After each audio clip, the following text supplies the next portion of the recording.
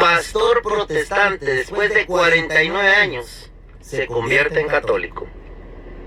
¿Sabéis cuántos años estuve en el mundo protestante además muy activo? 49 años, desde los 21 hasta los 70. Ahora, como os decía que he nacido en el año 48, pues tengo ya 74 años. Y empecé a preguntar. Y al final, lo que dice la Iglesia Católica es verdad. María siempre virgen, antes y después. Y esos hermanos, por muchos eruditos que digan que no eran sus hermanos. Y ahora mismo hay un programa en YouTube que es del padre Luis Toro, que es de Venezuela, que rebate todos esos argumentos. Incluso no dice evangélicos, dice evangélicos. Porque si siguieran el evangelio, serían evangélicos, ¿no?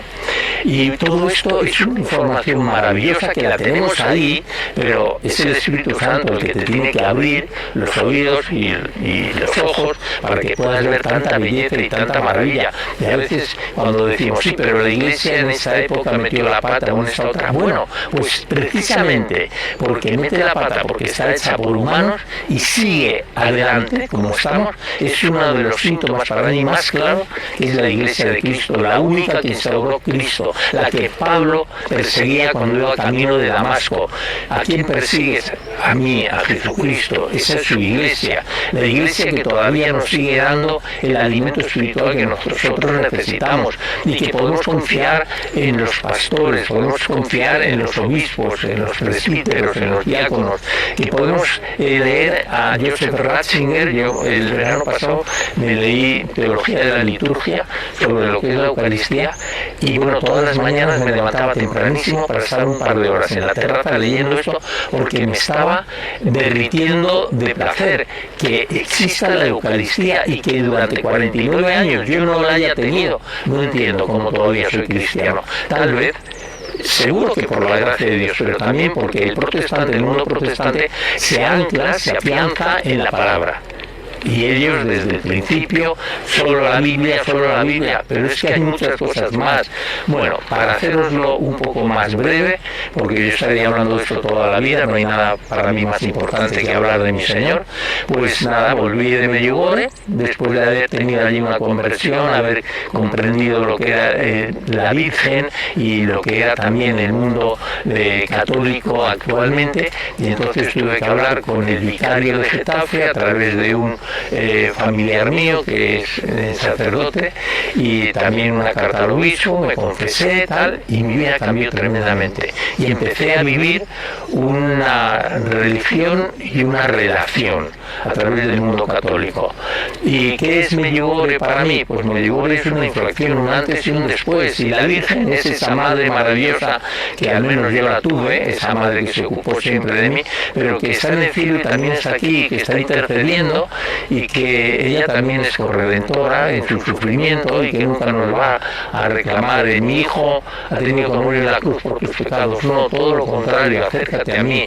Y Jesucristo cuando le dice a Juan, mira, ahí tienes a tu madre, y al hijo, a la madre, al hijo, yo a veces en el mundo evangélico he intentado hablar un poco de esto y me acuerdo de una evangelista que decía, sí, pero solo a Juan, solamente Juan tiene la madre María. No, por favor, al final es tremendo, ¿no? Cómo nos hacemos daño unos con otros cuando tenemos que buscar a través del Espíritu Santo lo que es la sana doctrina y comprender que el Señor tiene un propósito para nuestras vidas, que no es quitarnos la libertad, que no es hacer que tengamos una vida de sacrificio y martirio, sino que sabiendo que estamos en un valle de lágrimas, todo lo vamos a hacer con el Espíritu Santo. Venid a mí los que estáis cargados y trabajados y yo os haré descansar. Pero el Señor nos dio libertad, lo mismo que yo hablaba antes de que iba a las cárceles porque tenía misericordia con los que han perdido la libertad, unos con razón, otros sin razón, pero ahí están, y esa libertad la tenemos que saber usar bien. Y cuando el hombre escucha los latidos de su corazón, normalmente se hace carnal. Lo que tenemos que escuchar es los latidos del corazón de Jesucristo, de la Virgen María y también de nuestros predecesores y de nuestros sacerdotes, a los cuales nos confesamos al menos una vez al mes para que nos dirija, para que nos ayude. Bueno, yo tengo muchas sorpresas en esta nueva época en que he vuelto, y una de las más importantes sorpresas es haber encontrado también la devoción en la Virgen del Abrazo. Desde donde estoy mirando constantemente a la Virgen en este tocón donde se hizo la imagen y nadie es tan absurdo de pensar que la estamos idolatrando, como dice el mundo evangélico, no, es una representación, como la estampa que yo puedo llevar de mis hijos o de mi madre. El tema es que nosotros a veces, en vez de aunar fuerzas con el mundo protestante, estamos dividiéndonos todavía más. ¿Y quiénes se aprovechan? Pues la gente atea, como el gobierno que tenemos, esto que todo vale, pues no todo vale. El Señor dio hasta su última gota de sangre para que comprendiéramos que Él es el camino, que Él es la verdad y que Él es la vida. Y aquí, en esta familia que somos la Virgen del Abrazo, donde me han dado también la posibilidad de dar mi testimonio, estamos felices viniendo aquí a rezar el rosario, y no es una repetición que nos sentimos, es algo maravilloso, porque son piropos a la Virgen, y donde estamos también intentando sembrar esa semilla de la fe, que es lo más importante que tenemos, que todos han recibido, algunos la cultivan, otros no, pero que esa semilla también nos hace ser una gran familia. Estamos viendo todos los días en ese tapiz de más de 500 personas milagros donde la gente se transforma por la gracia de Dios. Y lo importante, y me gustaría hablar mucho más, pero creo que ya llevo un tiempo suficiente para no cansaros, es estar donde el Señor quiera, donde quiera, cuando quiera, como quiera, pero llenos del Espíritu Santo. Entonces esa es mi experiencia. Os podría decir también de mi trabajo como arquitecto en la policía, hice una oposición a la escala facultativa, también fue un tiempo muy bonito, porque la policía es necesaria, aunque yo hacía edificios, pero también estuve muy involucrado en eso, y fue una vida muy rica también la que tuve allí. Afortunadamente ahora ya como funcionario jubilado, la jubilación que tengo por ser del grupo A es 4 veces mayor que si me hubiera quedado solo de arquitecto.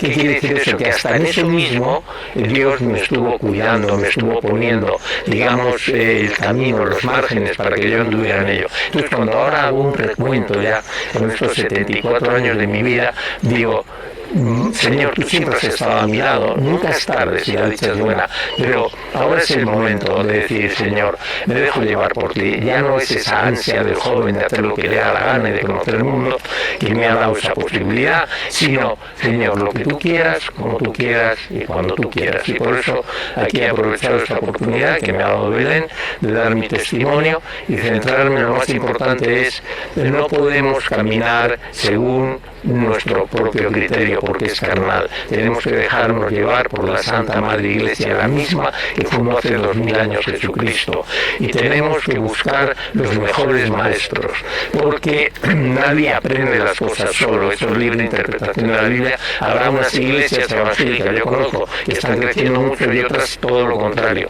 pero a mí me da mucha seguridad en esta nueva época de mi vida, y por la gracia de Dios espero estar hasta que Dios me llame a su presencia, la Iglesia católica, apostólica y romana, la que instauró Jesucristo. Y la razón por la que yo puedo hablar con esta seguridad es porque el Espíritu Santo me da esa convicción. No es cuestión de a ver quién razona más. Uno de mis amigos es César Vidal, que le conozco desde que tiene 19 años. Si nos ponemos a discutir, él me gana en todo, pero la presencia del Espíritu Santo, eso es lo importante. Entonces, eso es lo que deseo para todos vosotros que estéis escuchando este testimonio.